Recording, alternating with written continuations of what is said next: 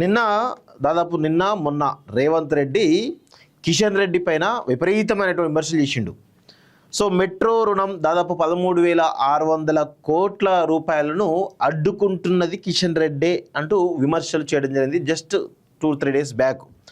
తర్వాత ఏమన్నాడు, మీరు రేవంత్ రెడ్డి ఏమన్నాడు, కిషన్ రెడ్డి ఏమన్నాడు, నేనేంది చేస్తా, నేను చేయను, అవసరమైతే కల్పిస్తా అని చెప్పేసి మళ్ళీ ఒక మాట అన్నాడు. అనగానే ఇమీడియట్గా మొన్న చెప్పడం జరిగింది, ఎవరు, నేను ఢిల్లీకి వస్తాను, మన ఇద్దరం కలిసి వెళ్దాము, కింద కలిపియండి అని చెప్పేసి కిషన్ రెడ్డి చెప్పిండు. తర్వాత నిన్న వెళ్ళి కిషన్ రెడ్డిని కలిసి కిషన్ రెడ్డి నుంచి కేంద్ర మంత్రిని కలిసిండు. ఎవరు, రేవంత్ రెడ్డి కిషన్ రెడ్డి ఇద్దరు కలిసి, ఆర్కే బ్రదర్స్ ఇద్దరు కలిసి మొత్తం కేంద్ర మంత్రి.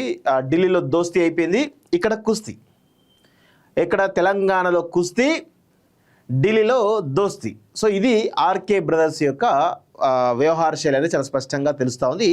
సో దాని గురించే మనం ఈరోజు డీటెయిల్గా మనం మాట్లాడదాం. కలిసి కదిలారట. సో ఎందుకు కదిలారు కలిసి అంటే దీని వెనకాల ఒక కుట్రకోణం ఉంటుంది, మనకు అబ్జర్వ్ చేయనటువంటి కుట్రకోణం ఖచ్చితంగా ఉంటుంది.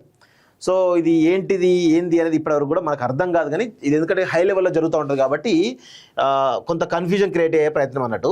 హైదరాబాద్ మెట్రో రుణంపై చర్చించేందుకు అపాయింట్మెంట్ తీసుకున్నటువంటి కిషన్ రెడ్డి 2 గంటల పాటు సాగిన సమావేశం. కష్టపడి జపాన్ రుణం సాధించమన్న సీఎం. కేంద్ర సంస్థ రుణ బదిలీ ఆపేసిందని వెల్లడి. చర్చలు సానుకూలమన్నటువంటి సీఎం రేవంత్ రెడ్డి. నేటు పట్టణాభివృద్ధి శాఖ మంత్రి కట్టర్తో భేటీ. నేటి భేటీ కూడా ఇద్దరు కలిసే హాజరు. రుణం 2వ దశపై స్పష్టతకు అవకాశం అంటూ చూస్తా ఉన్నాం. సో ఇక్కడ ఇది ఆంధ్రజ్యోతి పేపర్. ఆంధ్రజ్యోతి పేపర్ ఏమవుతుందంటే మీరు రాసి పెట్టుకోండి, ఆంధ్రజ్యోతిలో ఏమో ఇట్లొస్తుంది. ఎందుకు, ఇది రేవంత్ రెడ్డికి సంబంధించినటువంటి పేపర్లు ఇవన్నీ, అంటే చంద్రబాబు నాయుడుకి సంబంధించిన పేపర్లు కాబట్టి ఆబ్వియస్గా అది జరిగేది ఎవరికి, రేవంత్ రెడ్డికే పాజిటివ్గా రాస్తారు. ఎందుకని, లేకపోతే వీళ్ళ ఆఫీసులు ఇన్నే ఉన్నాయి, వీళ్ళ కథ కార్ఖాన అన్నీ ఇన్నే ఉన్నాయి కాబట్టి సో ఈయన భజన కొడుతూ ఉంటారు, అది అందరికీ తెలిసిన విషయమే. సో ఇక్కడ ఇంకొక కోణం ఏంది, నమస్తే తెలంగాణలో ఏమొచ్చింది అందులో కూడా వెరిఫై చేద్దాం. 2 విరుద్ధ భావాజాలాలు, విరుద్ధ పార్టీలకు సంబంధించినటువంటి పేపర్లు కాబట్టి కొంత అనలైజ్ చేద్దాం. సో మెట్రో వైఫల్యం మీదే, రేవంత్ కడిగి పారేసిన కేంద్రం, ఇందులో వచ్చిన న్యూస్ ఇది. సో ఇప్పుడు దాన్ని నమ్మాలా, ఈ న్యూస్ నమ్మాలా, ఏ న్యూస్ నమ్మాలి అంటే చూడండి, ఏ పార్టీకి సంబంధించిన పేపర్లో ఆ పార్టీ కోణంలో మాత్రమే వార్తలు రాస్తాయి. ఇవేవి కూడా ప్రజలకు న్యూట్రల్గా వార్తలు అందించేటువంటి పేపర్లు కావు. ఇది 100% నిజం.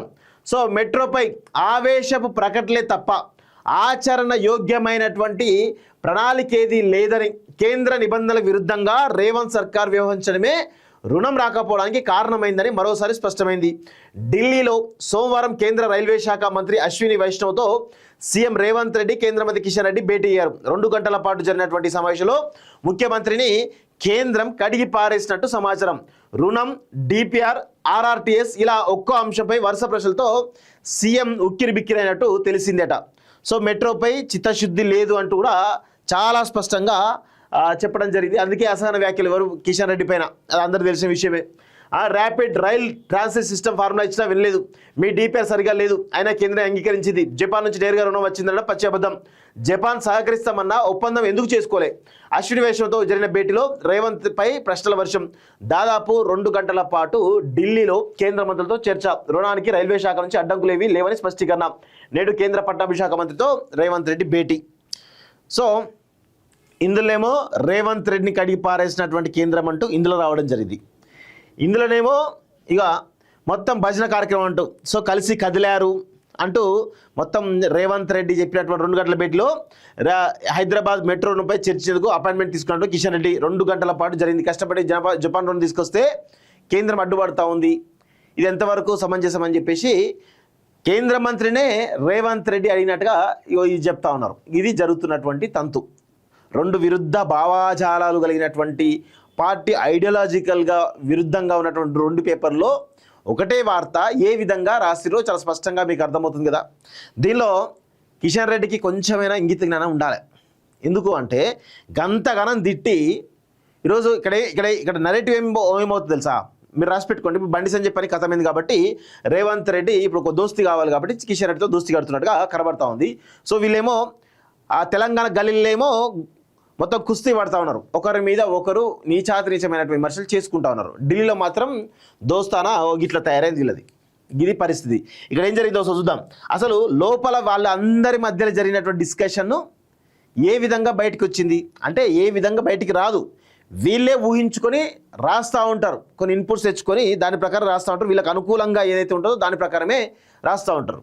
సో తెలంగాణ రాజకీయాల సోమవారం అరుదైన దృశ్యం ఆవిష్కృతమైంది. హైదరాబాద్ మెట్రో రుణం బదిలీపై కొద్ది రోజులుగా పరస్పర విమర్శలు చేసుకున్నట్టు ముఖ్యమంత్రి రేవంత్ రెడ్డి, కేంద్ర మంత్రి కిషన్ రెడ్డి, ఆర్కే బ్రదర్స్ ఈ సమస్యపై కలిసికట్టుగా కదిలారు. సోమవారం రాత్రి కేంద్ర రైల్వే మంత్రి అశ్విని వైష్ణవ్తో దాదాపు 2 గంటల పాటు సమావేశమయ్యారు. ఈ సమావేశం అపాయింట్మెంట్ కూడా సికింద్రాబాద్కు ప్రాతినిధ్యం వహిస్తున్నటువంటి కిషన్ రెడ్డి తీసుకున్నారు. మొత్తం మీద సమావేశం సానుకూలంగా సాగిందని ప్రభుత్వ వర్గాలు తెలిపాయి. మెట్రో రుణం బదిలీ, 2వ దశ విస్తరణ, ఈ 2 అంశాలపై ఇద్దరు నేతలు మంగళవారం పట్టణాభివృద్ధి మంత్రి మనోహర్ లాల్ ఖట్టర్తో సమావేశం కానున్నారు. మంగళవారం ఉదయం 10:30 గంటలకు సమావేశం ఉంటుందని ముఖ్యమంత్రి వెల్లడించారు. హైదరాబాద్ మెట్రో రైలు మొదటి దశలో స్వాధీనం చేసుకోవడంలో కీలకమైనటువంటి కొత్త రుణం మంజూరుపై మంగళవారం సమావేశంలో స్పష్టత వచ్చేటువంటి అవకాశాలున్నాయి.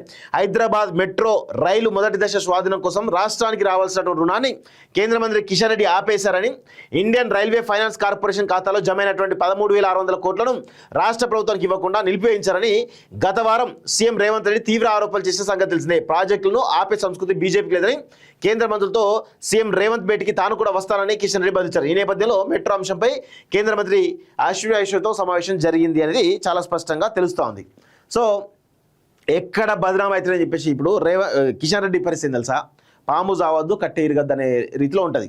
సో ఆయన ఎక్కడ కూడా తెలంగాణకు ₹1 అడ్వాంటేజ్ ఉండదు, ఆయన వల్ల ఒక్క ప్రాజెక్ట్ కూడా రాదు.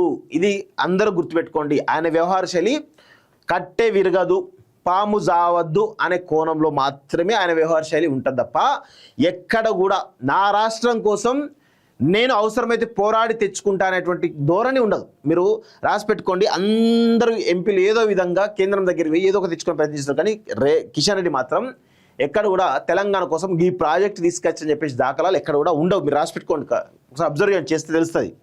సో ఇది ఒక పరిస్థితి చాలా స్పష్టంగా కనబడుతుంది. 2 విరుద్ధ భావజాలాలు ఏ విధంగా వార్తలు రాసినాయో చాలా స్పష్టంగా గుర్తుపెట్టుకోండి. 100% ఆర్కే బ్రదర్స్ ఢిల్లీలో దోస్తీ కడుతున్నారు, గలీలో కుస్తీ కడుతున్నారు. ఇది తెలంగాణ సమాజం మొత్తం కూడా అబ్జర్వ్ చేస్తూ ఉన్నది.